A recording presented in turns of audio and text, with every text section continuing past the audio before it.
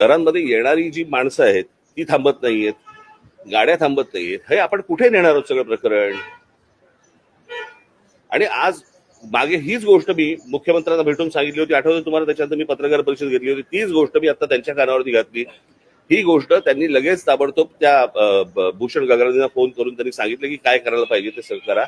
आज गाड्या पार्क असतात, कुठेही गाड्या पार्क असतात. आज डबल पार्किंग करतात. हे तुमचे कोणते ओला उबरवाले आले त्यांना तर काय अक्कलच नसते. त्याच्या अनेक लोक अशी असतात की त्यांना बाबा ते कुठेही गाड्या पार्क करून बसतात. आणि त्यांना समजण्यापेक्षा मला असं वाटतं एकदा एका गोष्टीची शिस्त आली की त्यांनाही समजेल की कुठे गाडी पार्क करायची आणि नाही करायची. आणि म्हणून मी ते मागे जे सांगितलं होतं की लाल आणि काळा पट्टा तुमचा ह्याला फुटपाथला, त्याच्यावरती तुम्ही नो पार्किंग टाका. पिवळा आणि काळा असेल तिकडे पार्किंग टाका. आणि त्या सगळ्या ह्याच्यामध्ये जर समजा तुम्ही त्या लोकांना काही पनिशमेंट नाही लावली किंवा तुम्ही चुकीच्या ठिकाणी पार्क केलं तर बाबा 5,000 रुपये तुम्हाला दंड बसेल, किंवा डबल पार्किंग केलं तर 10,000 रुपये दंड, ही भीती जोपर्यंत येणार नाही तोपर्यंत शहरांना शिस्त येणार नाही. आणि ह्या सगळ्या गोष्टी मी त्यांच्या कानावरती घातल्या.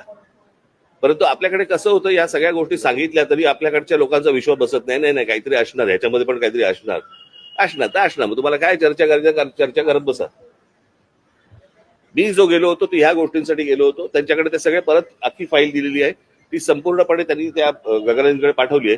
पुढचं काय होईल ते मला असं वाटतं गगरांना विचारा.